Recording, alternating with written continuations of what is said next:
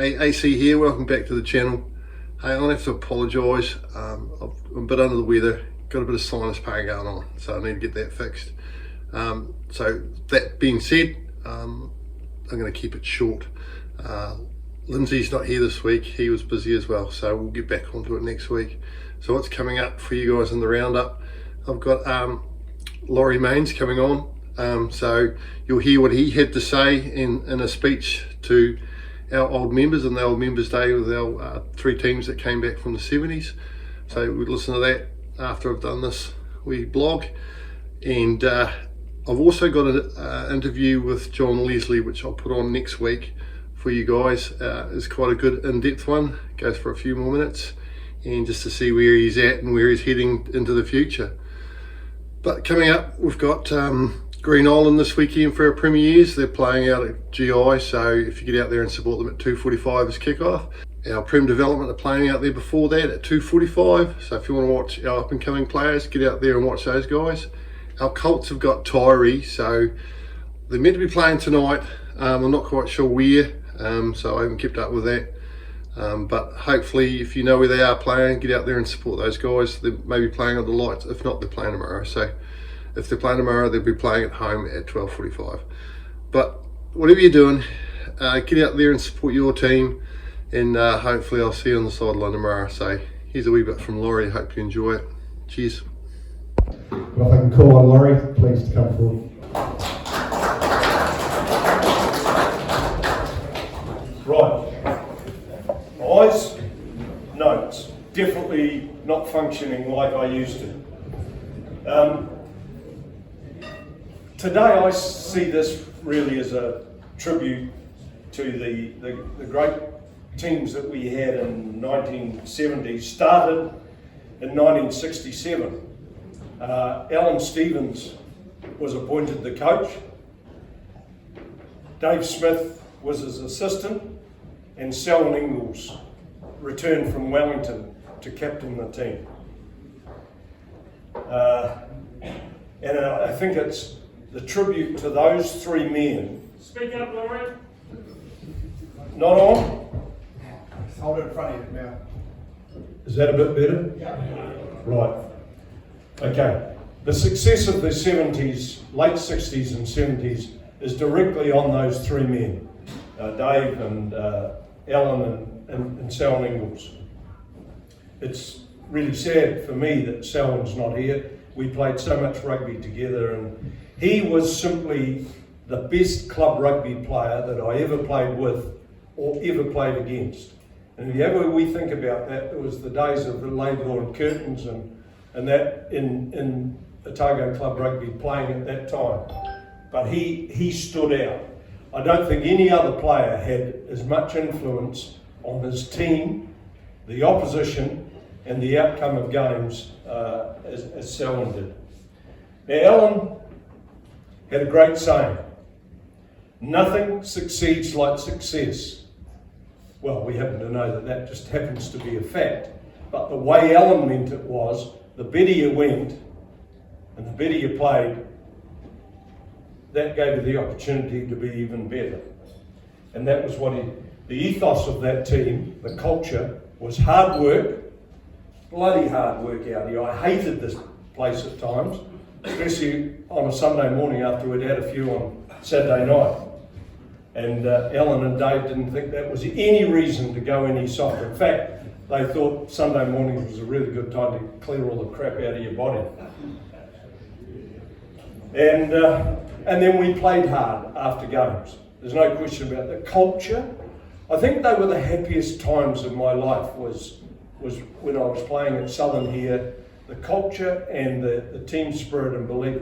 Like on a Saturday night, we would come back here after the game. Well, started off up the road a bit, and then the new Doug Betts built this new building. We'd come back here, we'd have a few beers with the opposition and our old members and so on, and Vic Cavanagh would be getting into my ear. And I want to mention Vic Cavanagh because he's all part of this great tradition of this club as well. And then we'd all go down out to either Bill Mercer at the Provincial or Guy Smith at the European. And we'd party up wives, girlfriends, mistresses, whatever. We partied up large every night, and that helped build the spirit. When I started in '67, it was a pretty average team. We had a reasonable core, but we had a lot of players that really were struggling when you came up against the Vastiers and Zingarees of this town. But the coaches and we as players, I was fortunate enough in '67 at the end of that year to get into the Otago team, along with Clarkey, who when I first came here was a number 8, couldn't catch the ball, so they turned him into a prop, and he became an All Black. I don't think he'd have been an All Black from number 8. In '68 it all changed.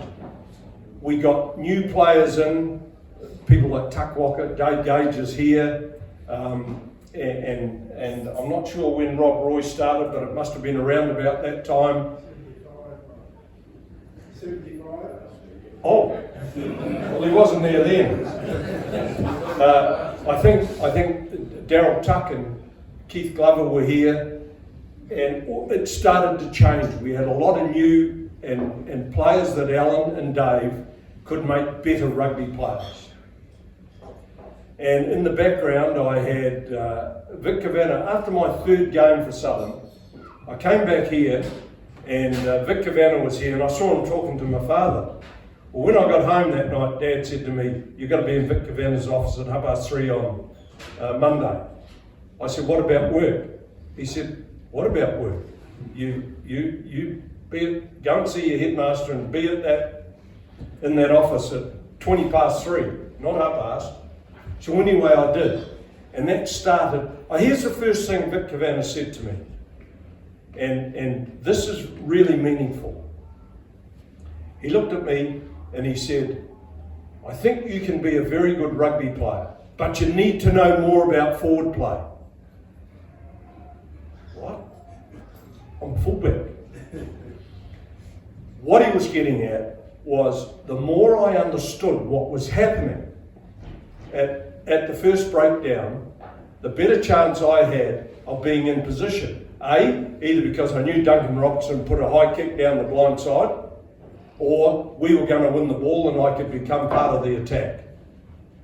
And that, actually studying it, so then I started talking to Dave Smith about forward play. And eventually I realised that if you didn't have a forward pack functioning, you never had a back line anyway. And that was why when I took up coaching, I became the forward coach, because that's where the most influence can be exerted. Anyway, there were 2 titles that we won with basically a developing era of Southern rugby. In '69 we won it, and then we went on for '72. But in the meantime, Southern was getting a reputation for being a good team to play for because they were good. We were getting 5 and 6 people in the Otago rugby team, and that's like a magnet. Any players at university, they're not getting a go in the A's, like Tuck Walker, for example. Come and play at Southern, and you've got a really good chance of getting into the Otago team. So I just want to read out a few names here.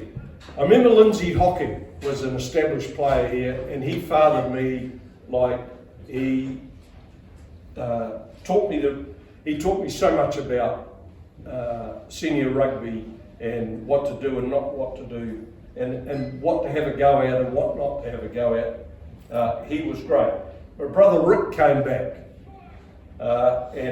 and rejoined the team. He had played senior rugby prior to that, but he was away and came back, and to play with him was fantastic. But there was a flood of great players. Tuck Walker I've mentioned, Dave Gage I've mentioned, Dave Bassini came here, Darryl Tuck, Keith Glover, Bill Somerville, Rick Smith came here because he was desperate to hang on to his place in the Otago team, and he reckoned the best chance was by playing for Southern when he finished at university. Jackie Martin came here, and what a fireball he was. Gave us all different, these players every one of them added to the team in their style of play. And Dave and Alan were just experts at knowing how to use it. Brian Burtonshaw came up from the under-20s, and he's the best player never to have worn an All Black jersey, I would say. Gary Sear, Athol Stevens, Eddie's here. Kevin Henderson's here. Fraser Wilson, they're all part of it. I hope I haven't forgotten anybody. It's Lyle Stewart's here too. And then there was, so we became the gateway. And the gateway even to international rugby. I mentioned Clarkie came out of Southern, Otago, All Blacks. Gary Sear, Southern, with Clarkie looking after him, he became a very great club rugby player.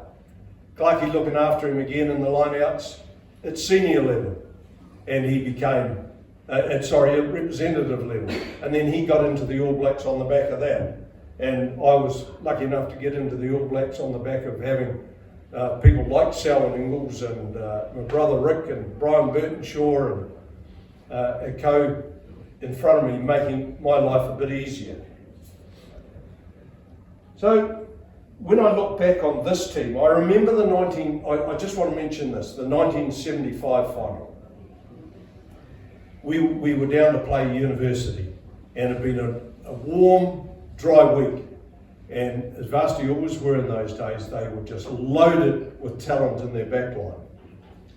And I'm out home, I had a small farm at the time, I'm out home fencing in the morning, and about 11 o'clock, the skies opened up. It absolutely bucketed down.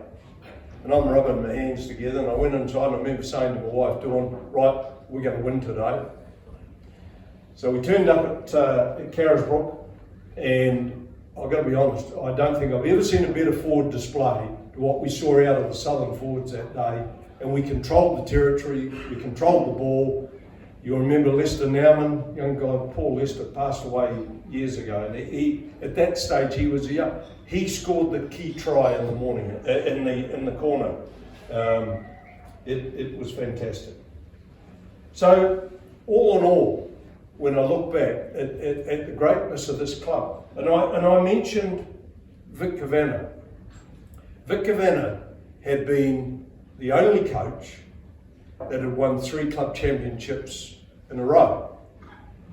And I remember when I took over coaching the senior team, we were rebuilding and we were going pretty good. And I remember to say one day to Ian Willis, who's here with us, Ian was a great captain of that team that I coached in 80, 81, 82.